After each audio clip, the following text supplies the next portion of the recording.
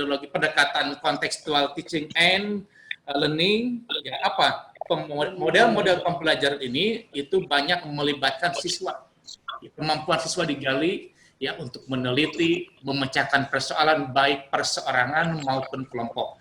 Nah, model-model pembelajaran seperti inilah yang salah satunya digunakan oleh guru-guru ya agar siswa-siswa kita bisa berkreatif walaupun belajar di rumah dengan pantauan Bapak Ibu guru. Misalnya siswa disuruh membuat untuk pelajaran IPS misalnya, untuk membuat peta timbul dari kertas. Nah, mereka bisa mengerjakan nanti dengan tentunya bimbingan dari orang tua juga, didampingi oleh orang tua. Sebab belajar melalui daring ini menggunakan internet, apabila tidak didampingi oleh orang tua, ini akan berbahaya. Sebab kadang-kadang tiba-tiba muncul konten-konten yang tidak pantas dilihat oleh anak-anak. Ini yang saya khawatirkan. Ya, belajar melalui daring inilah, belajar melalui internet, ada hal-hal yang bisa muncul tiba-tiba, apakah itu iklan atau apa, yang tentunya perlu pendampingan dari orang-orang tua kita. Ya, jadi tidak bisa mereka belajar daring sendiri. Bukan saja untuk nanti mendampingi bagaimana pembelajarannya, tapi juga seperti kita tahu bahwa di internet kadang-kadang ya tanpa diminta, tanpa diklik bisa muncul konten-konten ya yang membahayakan anak-anak didik kita. Ya, terutama konten-konten dewasa. Ini yang sering terjadi di lapangan. Ya, ini termasuk juga ada keluhan-keluhan dari masyarakat terkait hal tersebut. Jadi apa yang disebutkan itu bukan prediksi saya, tapi memang laporan dari masyarakat itu sendiri bahwa kalau tidak didampingi anak-anak ketika belajar daring, kemudian nanti timbul dari internet tersebut konten-konten yang tidak semestinya dilihat oleh anak-anak. Kemudian tentunya setelah guru-guru mempelajari tadi berbagai metodologi, maka media pembelajaran yang digunakan untuk di masa ini ada tadi yang disebutkan media daring ya dengan antaranya dengan WhatsApp, ya Google Form, Google Classroom, ya email, Instagram, Telegram, bahkan di beberapa tempat di Kabupaten Bogor saya katakan masih menggunakan luring di luar jaringan. Ya, banyak sekolah kan sekarang sudah membeli buku-buku dengan menggunakan dana BOS. Buku-buku itulah ya, digunakan untuk dibagikan ke anak untuk dipelajari di rumah, tentunya dengan instruksi dari guru agar tidak membebani dan mencari nanti materi-materi yang memang tepat di masa-masa ini. Ya, jadi jangan semua materi harus dikerjakan oleh siswa, tapi mencari dan memilah kecerdikan seorang guru dalam situasi seperti ini dibutuhkan. Ya, oleh karena itu harus guru-guru di masa sekarang membuat inovasi dan kreativitas pembelajaran. Nah itu. Kemudian tentunya langkah-langkah guru dalam melaksanakan tugasnya. Guru bisa langkahnya membuat jadwal pelaksanaan kegiatan pembelajaran di rumah. Nah, ini tentunya harus sepengetahuan para kepala sekolah, bimbingan juga para kepala sekolah. Kemudian mempersiapkan bahan ajar yang akan diunggah atau disebarkan kepada siswa melalui media aplikasi pembelajaran yang dipilih. Ya, kemudian menentukan media pembelajaran yang sesuai dengan kondisi siswa agar dapat belajar di rumah. Kemudian juga sekarang dari kementerian juga sudah menyiapkan berbagai aplikasi juga RPP ya, RPP yang dibuat oleh kementerian. Nah, tentunya RPP tersebut bisa disampaikan kepada anak sebab RPP sekarang kan cuma 1 lembar. Sehingga nanti bisa digunakan juga pembelajaran apa yang akan dilakukan pada hari itu ya. Ini salah satunya. Kemudian tentunya memberikan penjelasan atas pertanyaan yang diajukan kepada siswa dan memeriksa dan melakukan evaluasi. Ini tentunya butuh juga evaluasi. Ya, kita juga tahu lah bahwa pembelajaran melalui daring ini persentase keberhasilannya cukup kecil ya, mengingat kekuatan anak di depan media elektronik itu tidak bisa berlama-lama ya. Contohnya misalnya 10 sampai 15 menit masih konsentrasi. ya berikutnya ya itu akan mulai kurang konsentrasi. Ini yang terus saya sampaikan kepada guru-guru dan kepala sekolah agar tetap melakukan kegiatan belajar mengajar, ya tentunya dengan tidak memberikan beban terlalu berat kepada anak didik kita.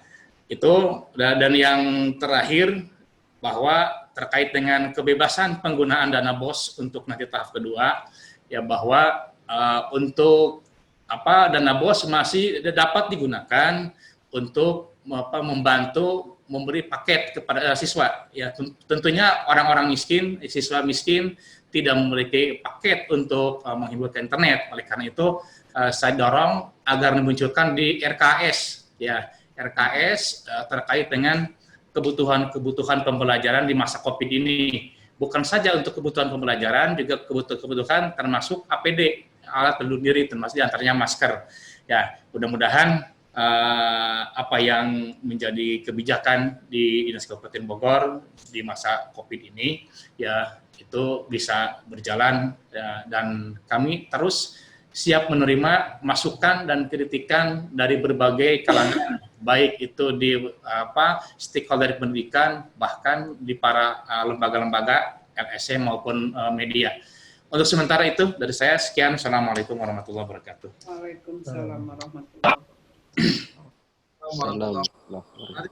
Terima kasih Pak Entis, penjelasannya cukup menarik.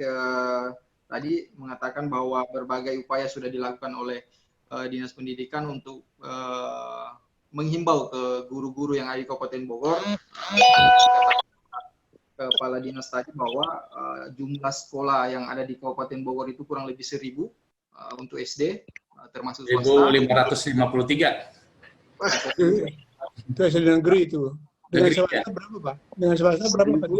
Dengan swasta 1.800. Swasta 1.800. Dengan swasta 1.800. Oh. Ya, lebih banyak negerinya ya? Ya, negeri 1.553. Kalau melihat jumlah itu kan memang cukup ini, cukup. Khusus SD Pak ya?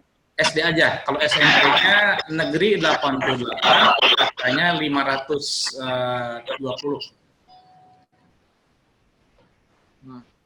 Melihat jumlah itu tentu kalau dibandingkan dengan daerah lain, tentu Kabupaten Bogor kabupaten yang mempunyai sekolah yang terbanyak, kira-kira kurang lebih seperti itu. Dari berbagai banyak sekolah itu tentu karena melihat luas Kabupaten Bogor juga tentu memang sangat tinggi. Bahkan kita ketahui memang daerah Kabupaten Bogor tidak semua zona merah. Akhirnya proses daring dan itu masih dikolaborasikan di tiap-tiap daerah tergantung melihat situasi yang ada di daerah masing-masing. Nah,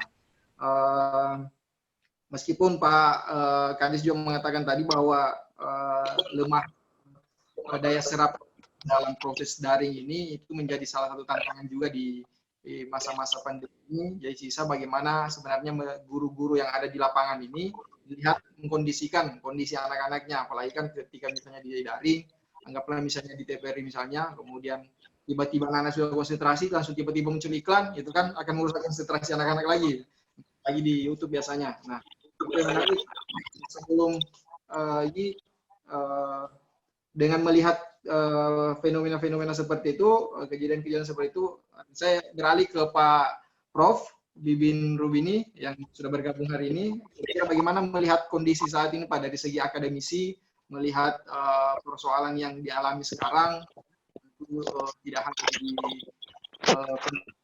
berpengaruh karena adanya wabah COVID ini. Gimana Pak Prof melihat situasi seperti ini dalam proses pendidikan yang ada di Kabupaten Bogor?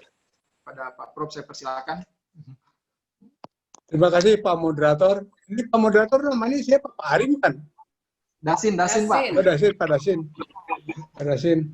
Saya suka lupa, mesti saya catat dulu. Karena beliau sekarang di Apotek Bogor, Prof. Oh iya, alhamdulillah aku sampai. Tapi saya izinkan Pak Darin, saya mau menyampaikan ini ada tulisan sedikit itu yang saya tulis sana kemarin karena dikasih tugas waktu juga sedikit, tapi mungkin untuk sharing pemikiran lah sama-sama. Saya akan menampilkan ini nih. menampilkan share screen. Prof. ya. Oke. Nah ini nih Pak, bisa kelihatan nggak ya? Ya, Prof. Oke, bisa. Oke. Jadi membangun kreativitas guru di era revolusi industri 4.0. Ya, baik Bapak Ibu sekalian, begini. Saya akan memulai dari sini dulu, ya, dari sini mulainya. Ini pendahuluan. Seringkali kita berhadapan dengan siswa ini situasi kelas seperti ini. Ada siswa merasa bosan, merasa jenuh, stres, tertekan.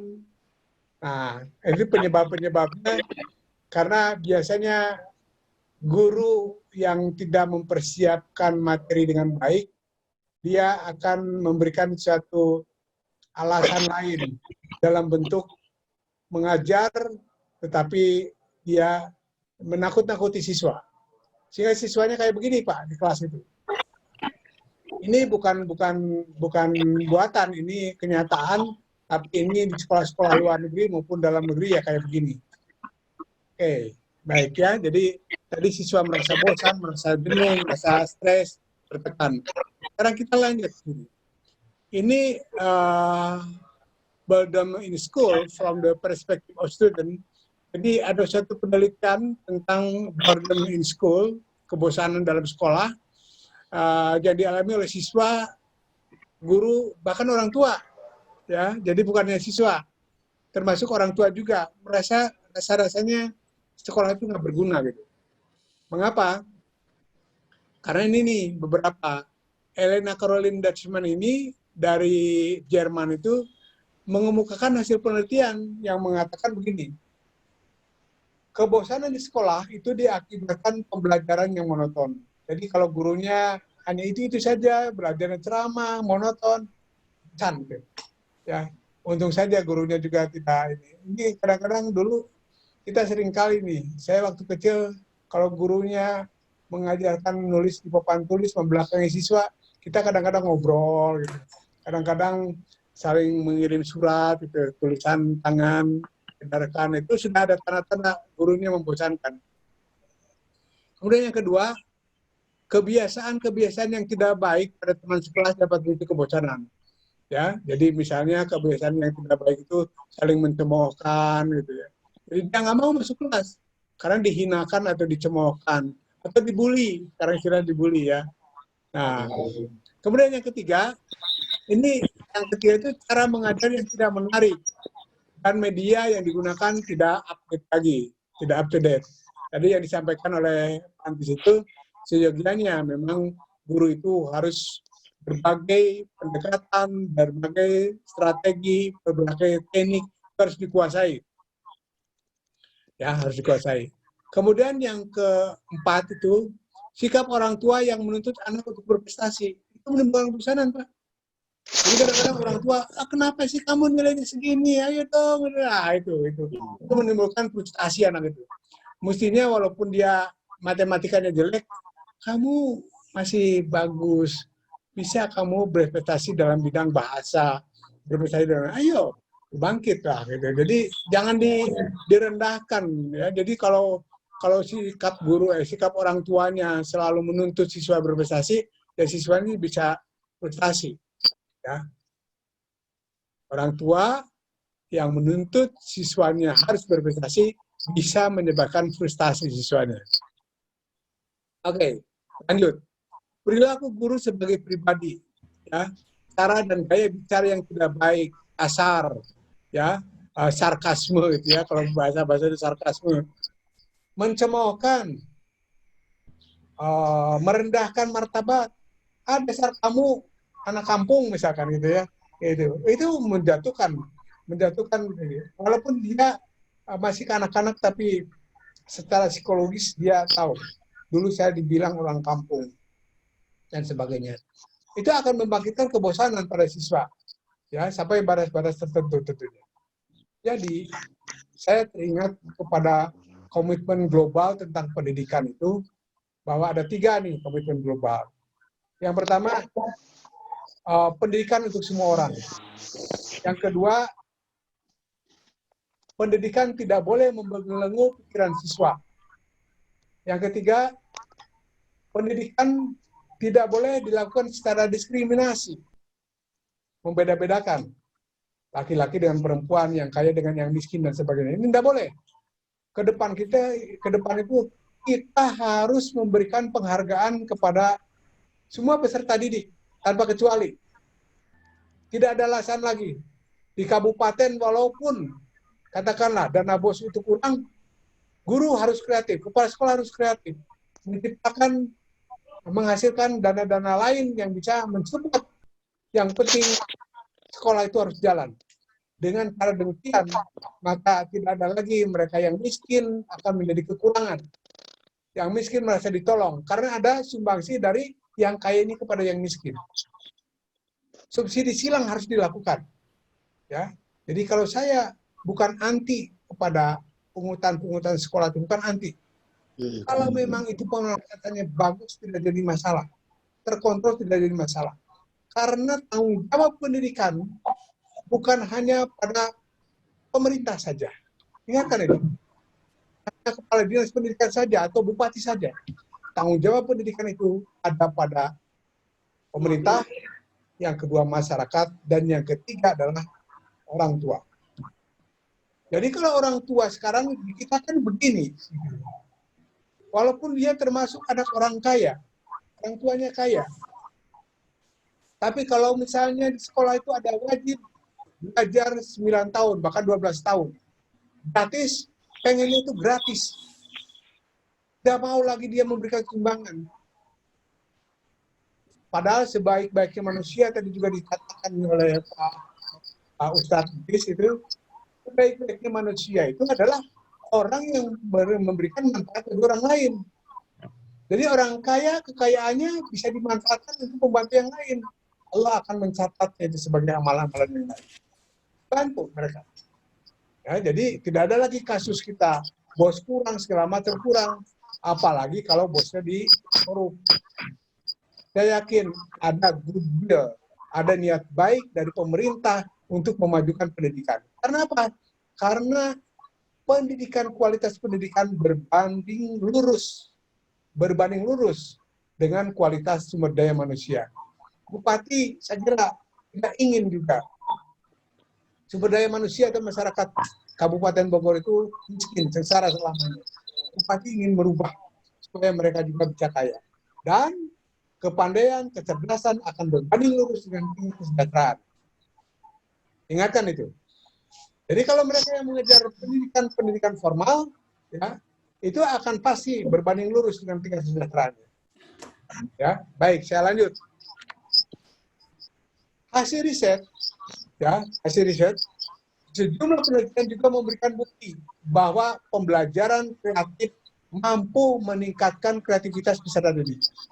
Jadi kalau gurunya kreatif, akan memberikan pendidikan kepada siswa yang kreatif. Sebaliknya kalau gurunya tidak kreatif, tidak akan terjadi. Maka sekarang itu kualitas pendidikan ditentukan oleh guru berkualitas. Ya, guru berkualitas ditentukan oleh apa? Oleh personalnya, oleh orangnya.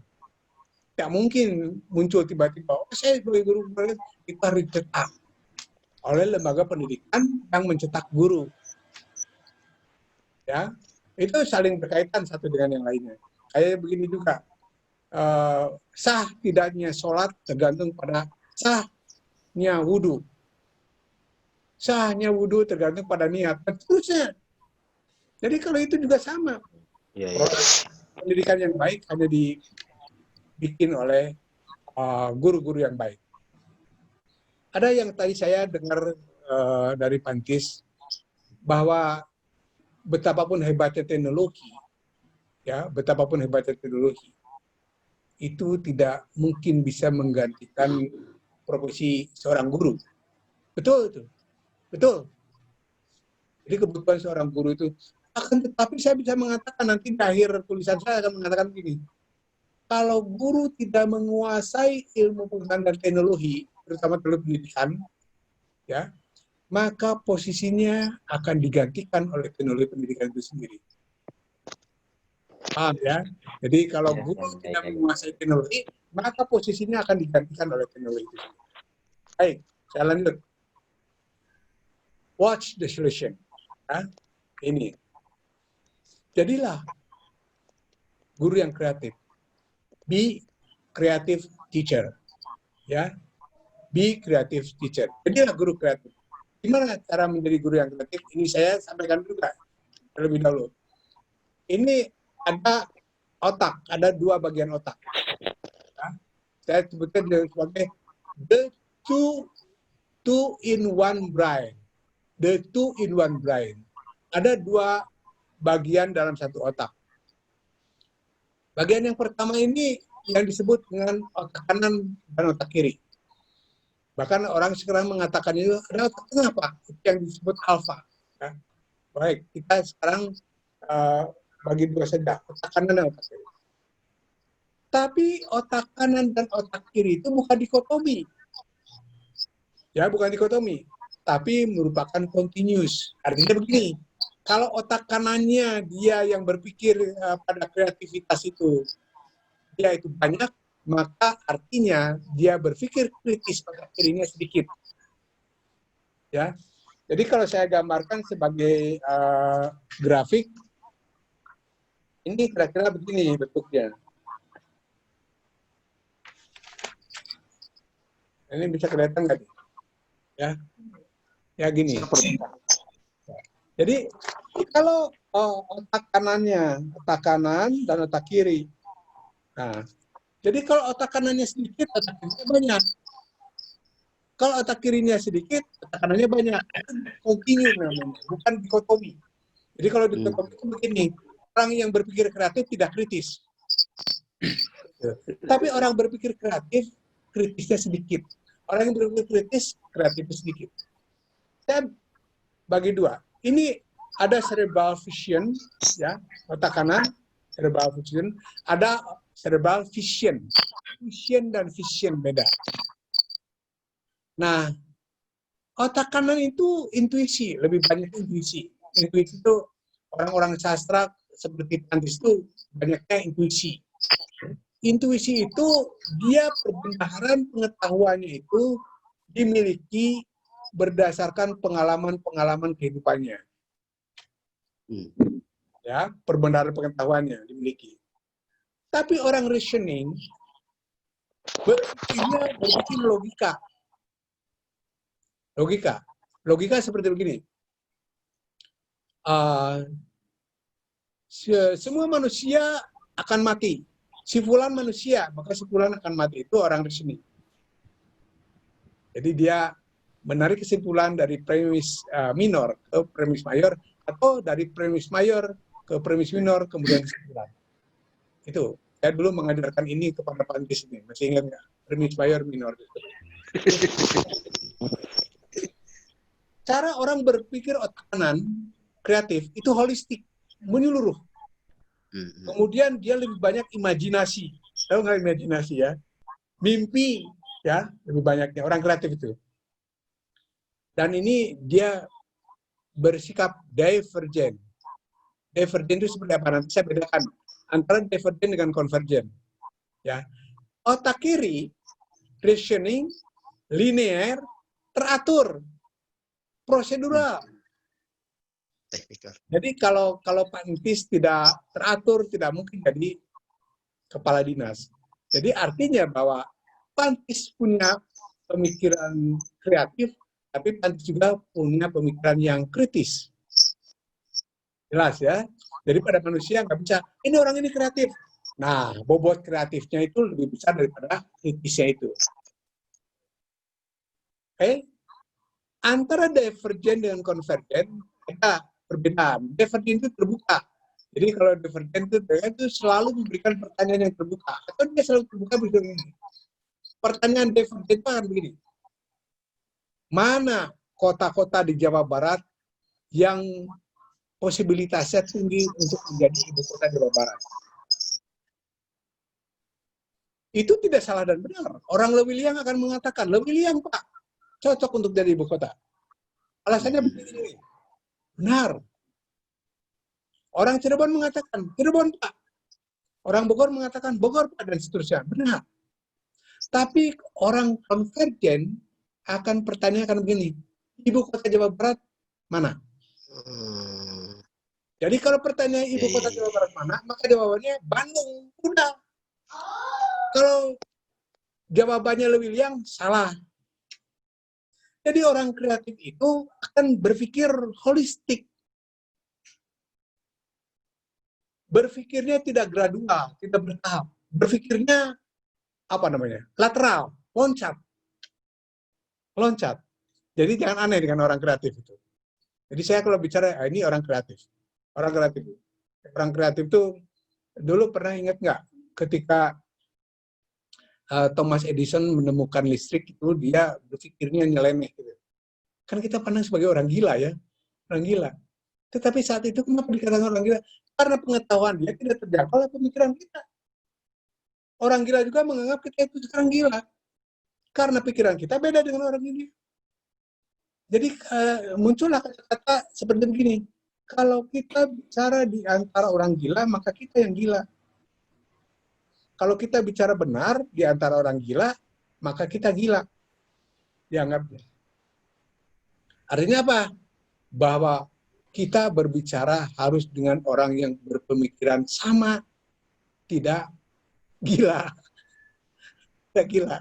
Coba Anda sekarang sering, orang gila itu sering mentertawai kita, makanya dia senyum-senyum sendiri. Baik, saya lanjutkan. Ini tentang otak kiri, otak kanan. Nanti bisa berdebat kita. Saya lanjutkan ini. Ini ada tujuan pendidikan. Tadi yang dibahas oleh tadi juga. Ini bisa lama nih ya. Tujuan pendidikan. Ini yang taksonomi belum tuh sekitar tahun 1956 sudah mengatakan. Mungkin ini orang-orang yang dari LPTK, Lembaga Pendidikan Tenaga Keguruan, selalu mengenal kognitif, psikomotorik, dan afektif. Pernah tahu kan? Pasti. Ibu Ida tahu, Bu Dinda tahu, ya, pasti. Ibu Amal juga tahu. Orang-orang FKIP itu tahu lah. Walaupun dia bukan dari lulusan FKIP Unpad, pasti itu diajarkan. Kognitif itu berkaitan dengan pikiran, head, kepala. Berkaitan juga dengan psikomotorik, hand. Berkaitan juga dengan afektif, heart, hati. Jadi 3H itu head, hand, heart. Ingatkan itu. Atau dengan 3R. 3R itu apa? Rasio. Pikiran. Rasio. Apalagi? Raga. Apalagi? Rasa. Jadi, pakai ajar Dewantara olah pikir, olah rasa, olah karsa, olah hati. Itu yang harus dipadukan. Kemudian muncul tahun 86 itu four pillars UNESCO. 4 pillar about education from UNESCO. Yaitu learning to know, saya kira tahu ini, learning to know, learning to do, learning to be, learning to be. Learning to know ini kaitannya dengan pikiran, learning to be kaitannya dengan raga, keterampilan, learning to be itu kaitannya dengan hati. Tapi ada yang keempat. Nggak cukup itu dengan kognitif, afektif, dan psikomotorik. Apa yang kamu itu? Itu adalah yang disebut dengan learning to live together. Learning to live together itu adalah bahwa kita harus mengajarkan bagaimana mereka hidup bersama. Baik, saya hanya ingin mengingatkan bahwa di Republik Indonesia, kita punya local wisdom. Mungkin Bapak Ibu sekalian ingat, Silih Asah. Pernah dengar kan? Silih Asah. Silih Asah itu apa? Silih itu saling, asah itu asah. Mengasah. Mengasah apa? Mengasah pikiran, mengasah keterampilan. Oleh karena itu, saya padankan silih asah itu dengan learning to know dan learning to do. Nah, kemudian ini ada learning to be. Afektif dengan silih asih. Saling menyayangi, saling mengayomi, saling melindungi. Itu silih asih itu. Saling tolong-menolong. Apalagi sekarang namanya gotong royong dan sebagainya. Sabilulungan kalau dalam bahasa Sunda. Nah, ini yang ketiganya silih asuh. Saling mengasuh. Learning to live together. Learning to live together. Jadi Bapak Ibu sekalian, kenapa kita jauh-jauh berpikir ke barat? Ya, karena kita tidak percaya diri. Tapi kalau kita percaya diri, kita punya kearifan lokal yang kita miliki ini. Silih asa, silih asih, silih asih. Ada. Jadi posisi guru dengan siswa, ada kemungkinan karena silih atau karena saling, mungkin guru juga bisa belajar dari siswa. Ya, di suatu waktu. Bisa juga posisi siswa belajar dari guru. Jadi jangan merasa bahwa seorang guru itu serba pintar, tidak mau kalah sama siswanya. Zaman sekarang, zaman teknologi, ada kemungkinan Anda dengan sebagai guru dengan siswa bisa lebih dulu siswa belajarnya, karena dia belajar teknologi. Saya Pantis terus terang saja, dalam hal teknologi ini kalah sama cucu saya. Dia sudah mahir. Ini SD dia kelas 4. Kalau ini aku harus buka ini nih. Ya, saya biarkan aja dia. Dia udah lebih keren daripada saya itu. Karena kita itu geskolot itu saya diatur nah. Geskolot itu ngerasa serba bisa. Padahal cucu kita lebih canggih daripada kita. Cucu. Ya, cucu. Nah, ini nanti kita kembali betapapun hebatnya teknologi. Tapi kalau guru tidak bisa memanfaatkannya, maka tidak ada arti apa-apa tentang teknologi itu. Makanya tadi ada yang sampaikan juga dari siapa, saya lupa itu, Anal, beliau menyampaikan dengan COVID ini kita dipaksa untuk menguasai teknologi, ya. Tapi saya katakan itu dipaksa, ya, bukan dipaksa. Baik, selanjutnya. Nah, education goal, jadi tujuan pendidikan secara keseluruhan, silih asih itu love each other, saling mencintai sesama ini. Silih asah mutual mind, skill sharing, ya, membagi pikiran, saling mengasah. Silih asuh guide each other, ya, guide each other, membimbing dengan ini. Nah, ditambah dengan yang keempat, ini ditambah itu oleh saya aja ini, oleh saya aja. Tambah itu. Silih wangi. Spread goodness. Spread goodness. Jadi saling memelihara nama baik masing-masing. Apalagi di bulan puasa ini. Jadi kalau misalkan ada orang yang menyampaikan gagasannya tetapi kemudian tidak kita terima, itu tidak boleh kita, oh Anda salah. Bisa. Itu saliwang itu saling memelihara. Di dalam Al-Quran maupun hadis Nabi, tidak boleh kita menggujikan sesama. Jadi kalau misalkan ada kejelekan di antara kita harus dilindungi. Bahkan barang siapa yang melindungi aib seseorang, maka dia akan dilindungi oleh Allah. Kalau sekarang Allah itu mau comel, tahu nggak comel itu? Mau buka rahasia kita. Ya, mau buka rahasia kita, hancur kita semuanya. Iya, betul. Karena kita tidak lepas dari aib ini. Itulah sebabnya kalau kita memang mau silih wangi, spread good news ini, kita harus bisa memelihara aib orang lain. Maka aib kita juga akan terpelihara oleh Allah. Itu tambahannya. Tambahan aja itu, hiburan. Bonus. Nah ini, ya. Ini bagaimana kalau kita mengajarkan fakta dalam kehidupan sehari-hari lingkungan, maka akan menumbuhkan sikap curiosity, sikap untuk merasa ingin tahu terus berkembang, sikap objektif, jujur, ya, skeptis, sikap tidak begitu saja percaya kepada orang, dia harus lihat buktinya, open-minded, terbuka, positive thinking to failure, selalu berpikir positif kalau ada kegagalan.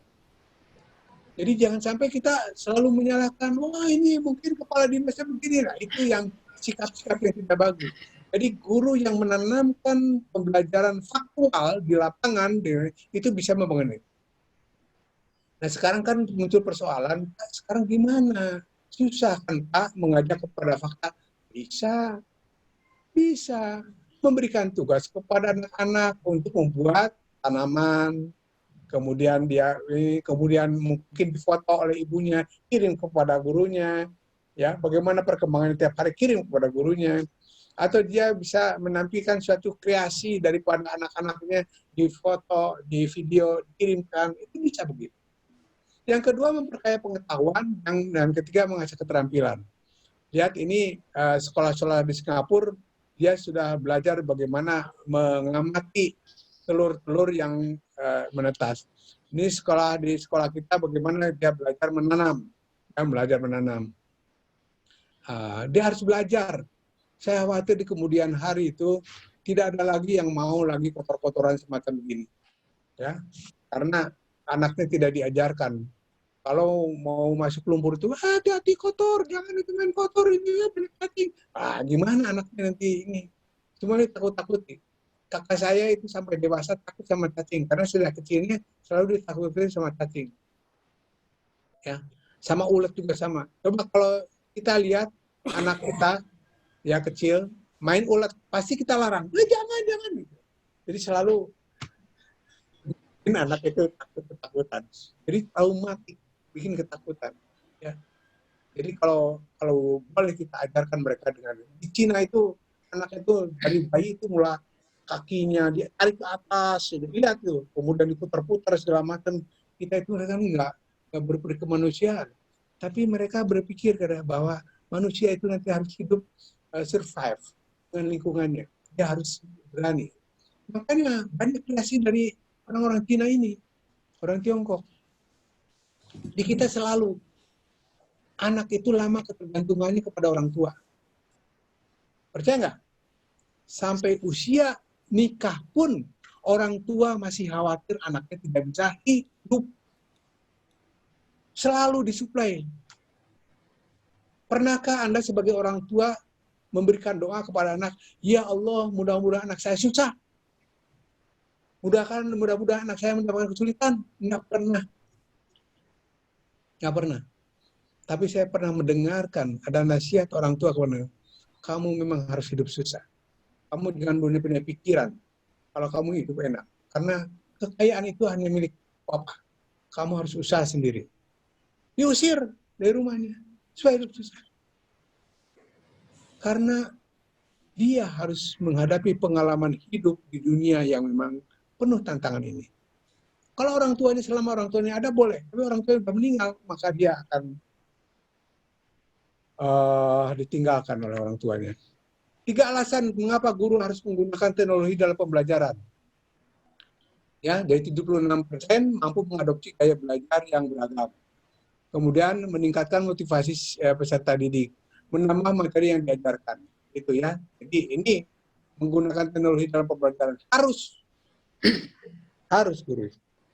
Jadi sekarang saya Universitas Pakuan ini sekarang membuka program profesi guru. Itu PPG itu pantis untuk guru-guru SD itu di Pakuan itu sekarang pendaftarnya ada sekitar hampir 100 orang. Itu harus diberikan pendidikan ini tentang teknologi pendidikan ini. Coba nanti kalau guru tidak menguasai begini, nanti pada seleksi guru yang akan datang itu teknologi pendidikan itu. Apalagi sekarang Mas Menterinya orang ahli IT. Ya, gimana lagi kita? Nggak bisa kita hindari, harus tahu. Ya. Nah, sekarang COVID-19 itu bagaimana dengan situasi saat seperti ini? Harus bagaimana?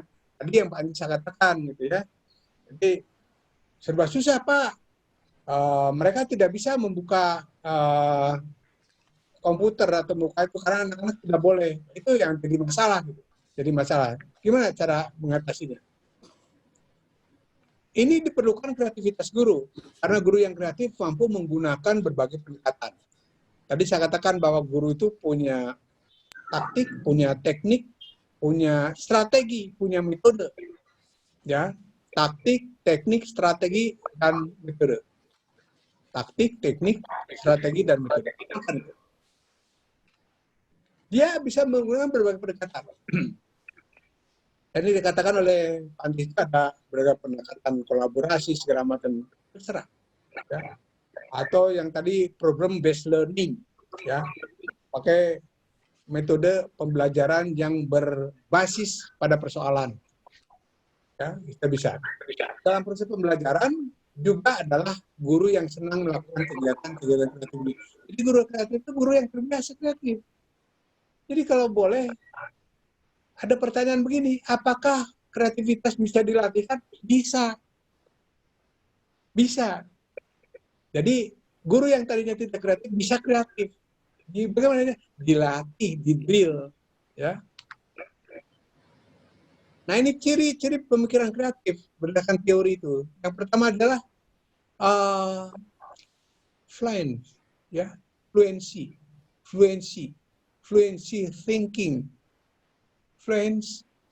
thinking, berpikir lancar. Jadi berpikir lancar itu tidak pernah dia tersendat. Ya, orang kreatif itu kalau misalkan kayak air di sungai, kalau dia masuk pada batu, dia akan cari yang lain. Itu yang disebut fluency.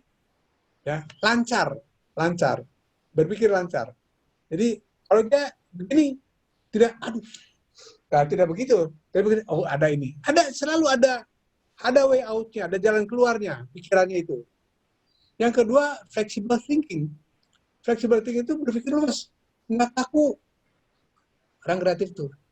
Jadi kalau misalnya, oh ini aturan begini, harus begini, nggak bisa. Nah itu orang yang berpikir kritis, yang prosedural. Birokrasi biasanya begitu, harus begini. Tapi orang yang flexible thinking, dia akan mencari solusi. Oh, Bu, kalau tidak begini, bisa begini loh, Bu. Kalau tidak begini, bisa begini. Nah itu orang yang berpikir kreatif. Kemudian yang ketiga itu original thinking. Pikiran-pikirannya selalu original, asli. Dan yang keempat, elaboration thinking. Keterampilan mengelaborasi. Mengelaborasi dipadukan. Ya, ini bisa dengan yang B dipadukan. Itu yang paling itu elaborasi. Oke, takutnya saya ini tolong nanti siapa tadi saya di cut saja. Cut saja kalau presiden ya. Dikat saja kalau. Situasi seperti ini, Dirjen PAUD itu di Klasmen Mei 2022 mengatakan proses belajar harus tetap dilakukan, nggak bisa ditunda, meskipun berada di rumah, ya. Tapi tidak mentargetkan pencapaian kurikulum. Jadi seolah dengan ini kurikulum nggak apa-apa, lakukan saja. Jangan memindahkan sekolah ke rumah, tapi pilihlah materi esensial yang diperlukan dilakukan. Jadi pilihlah mana materi-materi esensial yang harus dipahami oleh siswa itu. Ya, jadi sekarang apalagi nggak ada UAN ya, ada ujian akhir nasional nggak ada sekarang, UN itu nggak ada. Jadi nggak usah paku pada ini. Di Finlandia itu, di Selandia Baru itu dulu pernah kita belajar perbandingan kurikulum, ada orang menteri pendidikannya datang ke sini, ya. Kemudian dia jadi duta besarnya. Itu David Taylor namanya. Dia mengatakan begitu tahu bahwa di Indonesia itu kurikulumnya banyak, ya termenung sedikit. Bisa itu nggak dilakukan. Jadi di sana itu belajarnya hanya literasi bahasa, literasi numerik, dan juga karakter. Itu yang sekarang itu oleh Mas Menteri itu sebetulnya yang dijadikan ini. Jadi nggak usah tuh banyak-banyak. Belajar bahasa, belajar matematika, belajar etika. Ya, cukup untuk tingkatan SD. Di kita mah ada sejarah, perjuangan bangsa, ada tek-tek bengek itu. Ya, tek-tek bengek. Jadi jangan sampai kita sekarang sebagai guru merasa berdosa kalau tidak mencapai target. Nggak usah. Karena ini COVID itu extraordinary peristiwa ya. Jadi saya juga sama di sini. kita juga sama berhadapan dengan situasi dan kondisi seperti ini. Nah, baik, ini ada apa namanya, Three Angels, ya, tiga ini ada peran guru, peran kurikulum, dan peran sarana dan prasarana dan guna sekolah. Ini Sarpras. Jadi ini peran guru ini bagaimana dia mengajar kreatif. Kemudian peran kurikulum teaching for creativity. Jadi mengajar kreatif. Sarpras harus menciptakan creative learning. Jadi kalau kita di sekolahnya nggak ada sarana dan prasarana, nggak bisa gurunya kreatif juga. Tiga hal ini harus saling ini didukung lagi oleh kreatif pedagogi, ilmu mendidik yang kreatif. Jadi guru yang kreatif itu selalu bernuansa nggak ada masalah di dalam pembelajaran itu. Ya selalu ada cara keluar. Nah ini sebagai catatan saja kebijakan Kemendikbud melalui Dirjen PAUD Investment selama pandemi mendorong pembelajaran secara daring baik interaktif maupun interaktif, ya, maupun interaktif. Pilihlah materi esensial yang bisa dilakukan di rumah. Memberikan pendidikan kecakapan hidup. Nah tadi kecakapan hidup itu, jadi mereka belajar seperti menanam pohon, ya. Kemudian sekarang kan masa sekarang itu tukang sayur nggak ada, coba kita nanam inilah, nanam cabai, nanam terong, nanam paria, nanam apa saja di rumah. Nah suruh anak ini yang bikin. Itu kan mengajarkan keterampilan hidup. Tapi dikaitkan dengan kondisi anak itu sendiri. Ya, jangan sampai anak TK disuruh menanam, ya. Saya anak TK di rumah, cucu saya bisa menanam kacang hijau, toge di atas kapas yang biasa dilakukan. Ketika dia muncul, ini ada yang ini ingin saya tanamkan kepada dia itu bukan masalah tumbuhnya ini, tapi ingin siapa yang menjadikan tadinya biji kacang ini menjadi tumbuhan. Penanaman karakter ini yang penting. Ya, ini kita mengenal dia Allah yang membikinnya, yang membuat kita jadi itu. Sama di dalam Al-Quran juga. Apa engkau tidak sadar bahwa ketika aku turunkan hujan, maka tanah itu akan tumbuh turunan. Dari mana siapa yang menemukannya? Karena kita mah berpikirnya karena ada biji-bijian, Pak. Lalu siapa yang menemukannya? Itu harus menjadi bahan diskusi kita. Pembelajaran di rumah harus sesuai dengan minat dan kondisi anak.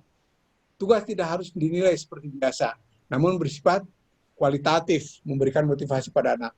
Bagus Anda, ya. Jadi berikan itu kualitatif. Nah ini coba ini nanti dilihat di sini di mana di link ini guru berbagi, ya, gerakan gotong royong guru berdaya hadapi corona itu seperti apa? Saya juga belum terlalu banyak, tapi ini sebagai bahan kita saja. Teknologi dan kreativitas kunci pendidikan masa depan. Tadi yang disampaikan oleh Tati juga itu. Jadi harus tahu ini. Tapi gini, bahwa ini ingat, guru yang tidak membekali dirinya dengan teknologi, maka akan tergantikan perannya oleh teknologi. Saya kira cukup dari saya, Pak Darin, Pak Samsudin, Pak Anwar, Pak Antis. Mohon maaf apabila di dalam penyampaiannya terlalu lama, tapi mungkin aja ini ada manfaatnya buat ibu, bapak guru, kepala dinas, semua masyarakat yang memang tertarik pada dunia tadi. Terima kasih. Assalamualaikum warahmatullahi wabarakatuh. Waalaikumsalam warahmatullahi wabarakatuh.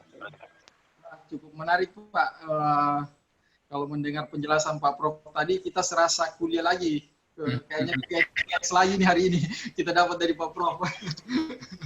Cukup menarik sekali, banyak pembelajaran, ide-ide yang baru kita dapatkan dari penjelasan Pak Prof tadi. Namun secara garis besar saya tangkap bahwa dalam dunia pendidikan itu memang betul kita tidak boleh diskriminasi kepada semua anak. Memberikan penghargaan kepada semua anak dan membeda-bedakan sehingga itu memicu untuk bagaimana anak-anak terus bersemangat dalam melaksanakan dan meraih cita-citanya. Nah, satu kalimat lagi yang paling berkesan tadi di akhir bahwa memang betul betapa hebatnya sebuah teknologi, tapi tidak bisa menggantikan sebuah guru. Tapi ketika misalnya guru tidak bisa menguasai teknologi, maka siap-siap akan digantikan oleh teknologi. Nah, itu paling berkesan kira-kira. Oke, terima kasih banyak Pak Prof. Saya pikir cukup menarik sekali materi yang disampaikan. Mudah-mudahan materinya nanti bisa di-share supaya kita lebih banyak mempelajari lagi. Ya, silakan. Dengan senang hati. Oke, Pak Prof. Oke, narasumber kita hari ini sudah memberi banyak penjelasan terkait bagaimana metode yang harus kita hadapi di tengah-tengah pandemi, soal bagaimana kreativitas yang harus dibangkitkan. Nah, kita langsung saja ke Ibu Ida Yuningsi, Kepala Sekolah SD Pagelaran 02. Beliau ini selaku kepala sekolah tentu banyak penerapan-penerapan yang sudah dilakukan di sekolahnya. Nah, ini yang kita mau dengar berbagai macam darinya. Kira-kira seperti apa sih yang Ibu yang sudah terapkan, apakah sudah sepenuhnya yang dikatakan oleh Pak Kadis tadi dan Pak Prof, atau ada hal baru yang bisa diterapkan lagi, dan kira-kira apa tanggapan apa kendala yang biasa dihadapi di sekolah? Kepada Ibu Ida, silakan. Assalamualaikum warahmatullahi wabarakatuh. Waalaikumsalam warahmatullahi wabarakatuh. Hari yang penuh kebahagiaan, bisa bersilaturahmi walaupun dalam jarak yang jauh. Semoga kita semuanya diberikan kesehatan, keselamatan, selalu bersemangat dalam memajukan pendidikan khususnya di Kabupaten Bogor, walaupun dengan penuh keterbatasan. Kalau Ibu jadi kepala sekolah, dan itu materinya bisa di-share. Enggak pakai materi, hanya ini aja Pak, pengalaman ya. Kemudian saya lihat situasi di sekolah itu khususnya yaitu di bidang akademiknya dengan di sarana fisik dan fisik sekolah. Ternyata dari tahun 1900 SD Pagelaran ini masih fisik impres Pak, belum pernah mendapat rehab. Makanya zamannya Pak Haji Lutfi waktu itu, saya setelah membuka berkas ternyata memang belum pernah mendapat rehab. Jadi memang kondisinya tidak ada lapangan upacara, kemudian WC pun masih bilik, banyak sekali PR saya. Setelah saya menganalisis apa sih yang harus saya kerjakan satu persatu, saya mulai menganalisis, kemudian membuat apa yang jadi skala prioritas saya. Di Januari itu saya baru diangkat di akhir Januari. Di April itu saya sudah harus akreditasi. Banyak sekali PR yang harus saya kerjakan. Satu persatu saya kerjakan dengan saya diklat, dan kemudian saya buat apa yang harus saya kerjakan.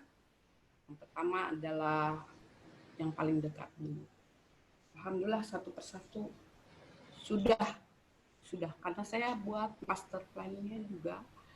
Kemudian apa yang bisa saya lakukan, saya terus ke dinas, kemudian ke Musrembang, kemudian mengajak berbagai stakeholder, mengajak semua pihak. Alhamdulillah Pak, fisik bangunan alhamdulillah. Yang utamanya anak memiliki lapangan upacara. Pada saat itu lapangan upacara tidak ada, kemudian saya berusaha untuk membuat lapangan upacara, tapi dekat sekali dengan WC. Makanya kenapa saya selalu bersemangat untuk berbicara.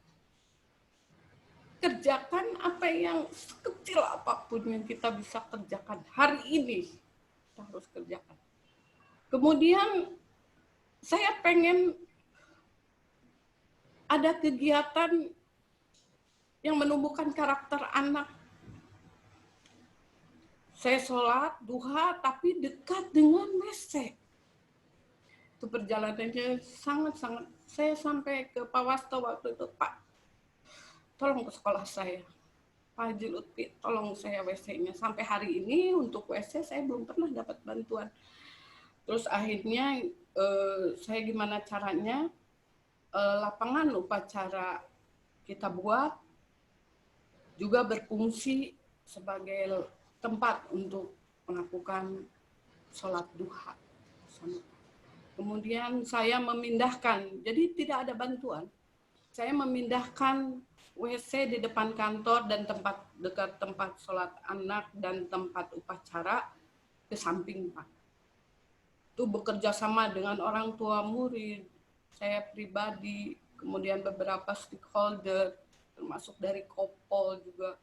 Bagaimana yuk atuh bantu sekolah saya. Alhamdulillah WC anak sudah kita bangun, walau waktu itu kami bersama-sama nyari batunya dengan anak-anak juga ke sungai, Pak. Sebagai gambaran, punten ini saya punya foto-fotonya, Pak. Aduh, nggak kelihatan ya. Ini foto kegiatan anak upacara dalam kondisi tadinya tidak punya lapangan upacara. Kemudian saya berusaha untuk itu, lapangan upacaranya dekat sekali dengan WC. Kemudian yang utamanya sekali, sholat duha selalu dekat dengan WC murid. Akhirnya saya berusaha memindahkan ke samping. Ini swadana, Pak. Swadana membangun 2 WC, kemudian membangun 4 tempat wudhu anak kalau pada saat anak sholat duha. Ini sekarang fisik bangunannya dari yang tadinya tidak mendapatkan rehab, alhamdulillah tahun 2017 saya melalui Musrembang dapat, Pak, zamannya Pak Haji Lutfi. Kemudian di depannya itu ada WC, Pak, WC anak dipindahkan ke samping, jadi itu berfungsi sebagai lapangan upacara dan berfungsi sebagai tempat untuk netepan duha murang kali dan kegiatan-kegiatan lain. Ini, Pak, foto saya memindahkan WC ke belakang, ke samping, Pak, masih ada lahan swadana. Alhamdulillah, Pak, anak-anak bersemangat. Ini kami di sini mengambil batu di sungai bersama anak-anak, Pak. Setiap hari Sabtu atau di jam-jam anak-anak sedang luang waktunya. Ini fotonya, kami bekerja sama dengan anak-anak, dengan orang tua, dengan stakeholder, dengan Yapika, dengan Kopol. Alhamdulillah. Ini bangunan WC-nya yang sedang dikerjakan. Ini WC anak yang aman dan nyaman untuk anak. Hanya 2. Ini tempat wudhu anak.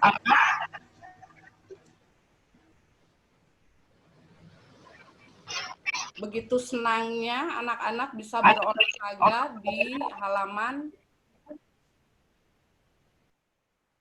Ini pendidikan karakter. Kami punya koperasi sekolah.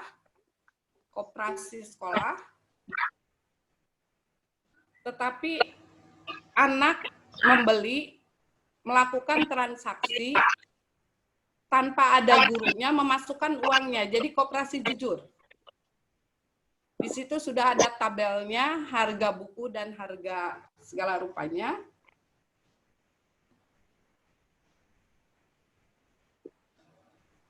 Selalu menanamkan tentang kebersihan utamanya.